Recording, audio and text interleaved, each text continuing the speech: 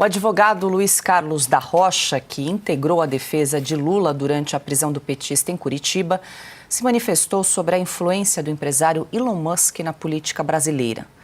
A publicação de Rocha na rede social X aconteceu depois de Musk divulgar no sábado fotos de protestos pelo impeachment de Dilma Rousseff em 2016 para reforçar a convocação feita por políticos da oposição para os atos contra Lula, programados para o dia 16 de março. Na legenda, o advogado de Lula pede o fim do X, plataforma da qual Musk é dono. Aspas. O banimento do X será inevitável na medida em que sua interferência no processo eleitoral brasileiro se intensificar. E vai se intensificar. O TSE não deve tolerar nem por um instante a ação estrangeira na nossa eleição.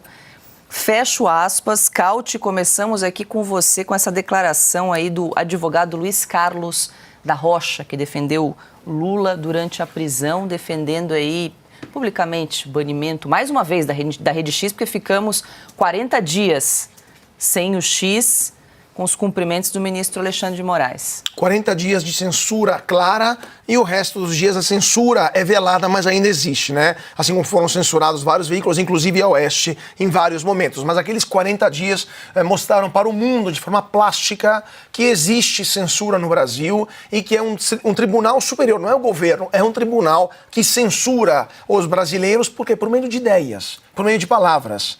Quando alguém tem medo da difusão das ideias, é porque, evidentemente, as suas convicções não são tão graníticas assim. Ele não tem tanta certeza daquilo que ele acredita, porque se é suficiente um tweet para minar algum tipo de crença, ou de valor, evidentemente não é tão sólido assim. Mas, tirando isso, Paula, ele fala que o TSE não deve tolerar nem por um dia a interferência estrangeira. E a interferência do USAID? Da agência americana que financiou mundos e fundos no Brasil e mundo afora. Isso é tolerável pelo TSE? Para ONGs ligadas a partidos políticos, por exemplo. E a interferência de bilionários, por exemplo, George Soros, que também financia ONGs no Brasil, que também fazem campanha e atuam e influenciam a dialética política brasileira. Isso é tolerável? Ou o TSE, assim como o STF, deve atuar não como um tribunal imparcial, e sim como braço armado de uma facção política brasileira?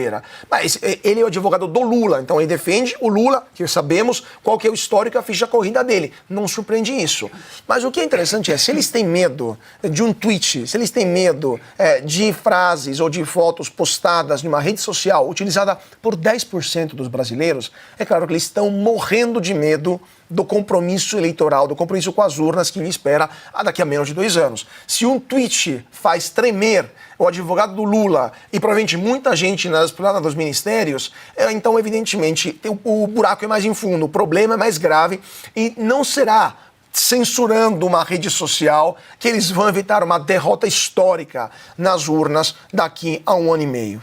Pois é, né? Vale lembrar que Zuckerberg do Facebook e também do Instagram está seguindo os passos de Elon Musk. Ele está pedindo aí banimento do X. São outras redes sociais que também estão indo no sentido do que defende Elon Musk da liberdade de expressão.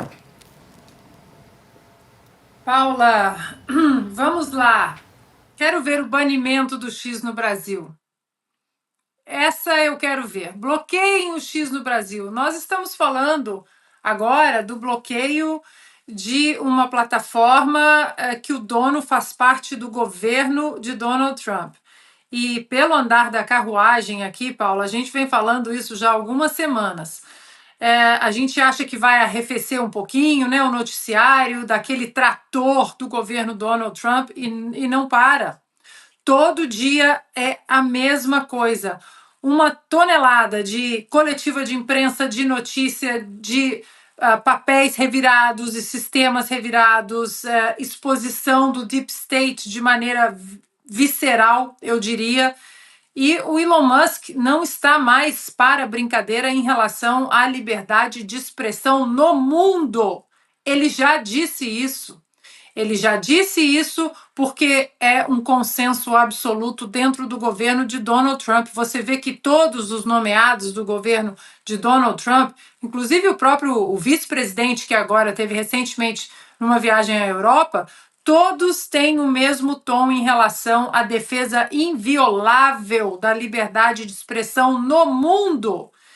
Então, se por acaso bloquearem o X mais uma vez no Brasil, é bom lembrarem que agora o presidente não é mais o fraco, inepto Joe Biden.